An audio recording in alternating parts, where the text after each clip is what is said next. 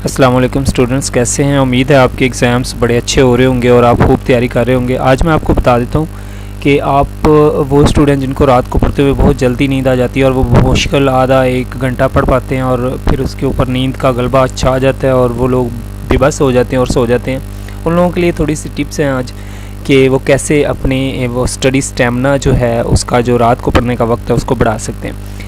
अगर आप एक ऐसे स्टूडेंट हैं जिसको रात को पढ़ते हुए नींद उस वक्त आ जाती है जब आप किताब पकड़ते हैं, लेकिन जब मोबाइल पे काम वगैरह कर रहे हो या खेल रहे हो या सोशल मीडिया पे कोई चीज़ें वगैरह देख रहे हो तो उस वक्त नींद नहीं आती, लेकिन जब आप किताब पकड़ते हैं और उस वक्त नींद आ जाती है तो फिर उन लोगों के लिए ये वीडियो है और वो इस चीज़ को देखेंगे। जब आप मोबाइल के ऊपर हूँ और आपको नींद नहीं आ रही, लेकिन जब आप किताब पकड़ के पढ़ने बैठे तो फ़ौरन आपको नींद आके घेर लेती है और आप ढेर हो जाते हैं।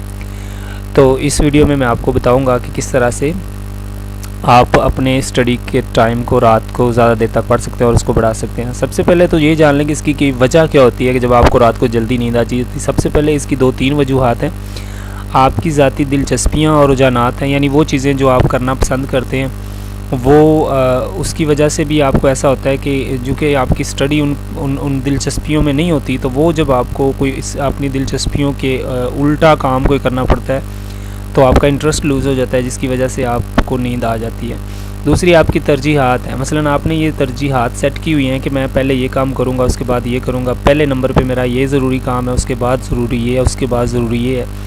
लेकिन ये आपकी जो तरतीब होती है ये आम तौर पे गलत होती है, इस वजह से भी आपको ये प्रॉब्लम आती है। उसके बाद मनसूबाबंदी जो आप करते हैं तो वो गलत होती है कि यानी आप ये प्लानिंग कर लेते हैं कि रात को मैं ये काम करूँगा या करूँगी, लेकिन उसके बाद वो आपकी प्लानिंग के अंदर डिस्टर्बेंस हो जाती है। याद रखें, प्लानिंग जब की जाती है तो वो बहुत सी चीज़ों को ज़हन में रख के की जाती है कि उस वक़्त के हालात को मद्देनज़र रखते हुए जो आपने बैठना कहाँ पे है, आपके पास कौन होगा, उस वक़्त वो टॉपिक क्या होगा गुफ्तगू का, कौन बात करेगा, क्या चीज़ है, उस वक़्त मौसम ख़राब होगा तो क्या होगा, ये सारी चीज़ें ज़हन में रखनी होती हैं कि लाइट चली गई तो फिर क्या आपने करना है। तो ये सारी मनसूबाबंदी में चीज़ें शामिल होती हैं जो कि स्टूडेंट्स इसमें वो शामिल नहीं करते।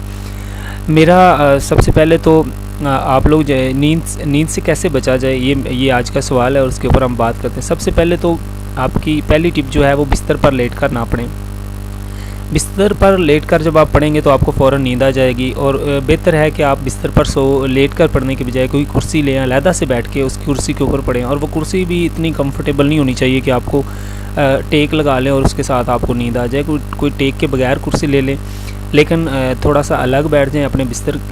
वो जिस बिस्तर पर आप सोते हैं उसके ऊपर तो आपने बिल्कुल बैठना भी नहीं ना, क्योंकि आपके दिमाग के साथ वो सब कॉन्शियस के अंदर वो बिस्तर का जो लिंक होता है वो उसकी एसोसिएशन नींद के साथ होती है। यानी जब आप बिस्तर पे लेटेंगे तो आपके दिमाग में ये बात लाशऊरी तौर पर बैठ जाएगी कि आप अब सोने लगे। लिहाजा इस चीज़ से बचें ताकि बिस्तर पे लेट कर पढ़ने की बजाय कहीं पे बैठ के आराम सुकून से पढ़ें और आप काफ़ी ज़्यादा देर तक पढ़ सकते हैं। नंबर 2 पे है कमरे में मुकम्मल रोशनी रखें। यानी इसका मतलब ये होता है कि आपका जो कमरा होता है वो पूरी तरह रोशन होना चाहिए। उसमें बाज़ बच्चे ऐसे करते हैं कि अपना एक अलहदा से एक लैंप लेके बैठ जाते हैं और वहाँ पढ़ते हैं, जबकि बाकी कमरे में अंधेरा होता है। इस तरह से ये होता है कि जो बाकी कमरे का जो अंधेरा होता है वो एक किस्म की आपको एक स्टिमुलस होता है नींद के लिए, यानी कि आपको वो नींद का जो माहौल है उसके अंदर आप बैठ के पढ़ेंगे तो भी नींद आपके ऊपर गालिब आ जाएगी। तो कोशिश करें आपके कमरे में पूरी रोशनी हो ताकि आपको जो नींद का जो अंसर है वो आपके ऊपर गालिब ना आए। इस तरह फिर ये होता है कि जब आप पूरे फुल कमरे में रोशनी के अंदर बैठ के पढ़ेंगे तो आपके ज़हन में यही होगा कि मैं अभी सोने का कोई वो इस तरह का एनवायरनमेंट नहीं है, तो आप लाशऊरी तौर पर जागते रहेंगे और ज़्यादा देर तक पढ़ सकेंगे। उसके बाद नंबर 3 पे है ऊंची आवाज़ में पढ़ें। इसमें इसकी लॉजिक ये है कि जब आप ऊंची आवाज़ में पढ़ते हैं तो एक तो आपके जब हलक से बार बार आवाज़ निकलती रहती है तो वो एक इसका ताल्लुक जो हलक का होता है, जब आप काफ़ी देर तक नहीं बोलते, बिल्कुल मुंह बंद रखते हैं तो भी आपको नींद आने लगती है। लेकिन जब आप बोलते रहेंगे तो बोलने की वजह से आपका जो दिमाग है वो पुरसकून होने की बजाय उसके अंदर एक प्रोसेस चलता रहेगा, जिसकी वजह से आपका दिमाग भी जागता रहेगा और आपको नींद जल्दी नहीं आएगी।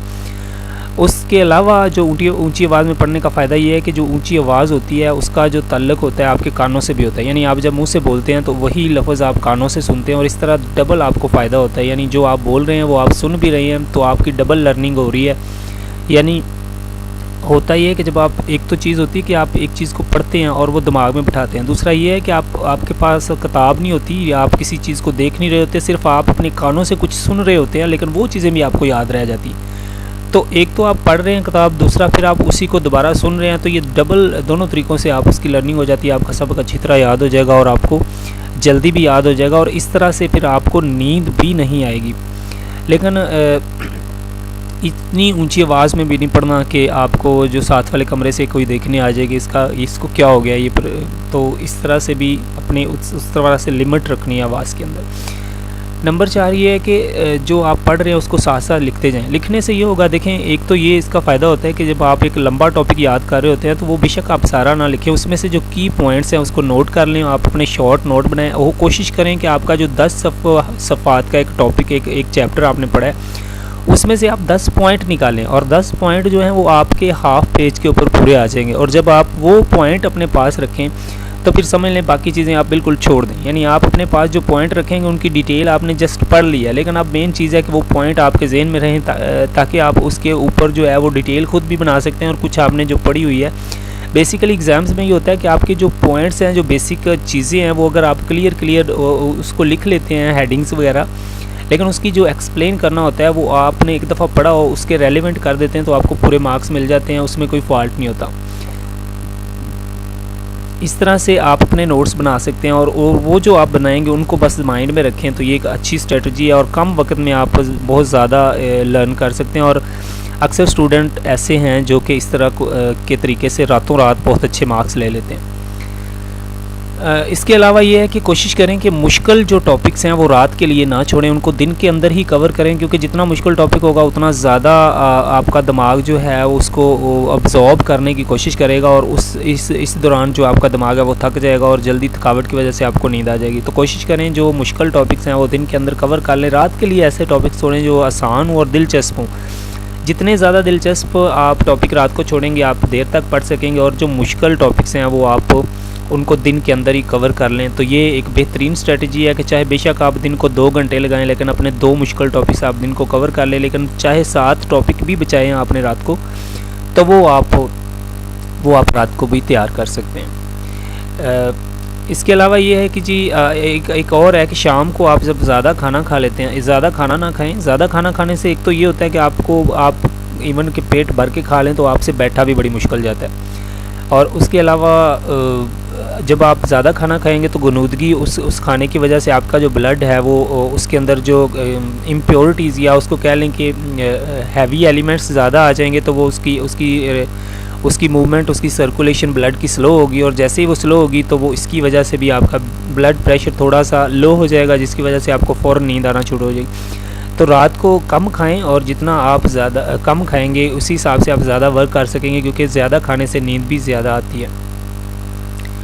लास्ट है जी, दिन को अगर आप ऐसे स्टूडेंट हैं जो कि सिर्फ रात को ही किताबों को हाथ लगाना जो है वो पसंद करते हैं, दिन को आप पढ़ना नहीं चाहते, तो फिर आप दिन को अपनी नींद पूरी करें, ताकि रात के लिए जो आप अपना वक्त बचा लें और उसमें अपनी नींद आप अपना काम कर सकें, उसके अंदर पढ़ सकें। तो ये हैं स्टूडेंट्स 7 चीज़ें जिनको आप लर्न करके नींद के ऊपर काबू पा सकते हैं और उससे बचा जा सकता है। बाकी कुछ लोग ये समझते हैं कि इसका तल्लुक़ शायद चाय के साथ है, चाय पीने से नींद कम आएगी। ऐसा बिल्कुल भी नहीं है, चाय के साथ इसका थोड़ा सा तल्लुक़ ज़रूर है, लेकिन जो चीज़ें मैंने आपको बताई हैं वो बिल्कुल परफेक्ट हैं। उनके ऊपर अमल करके आप काफ़ी देर तक रात को जाग सकते हैं और पढ़ सकते हैं। शुक्रिया और बेस्ट ऑफ लक आपके अगले पेपर के लिए। दुआओं में याद रखिएगा।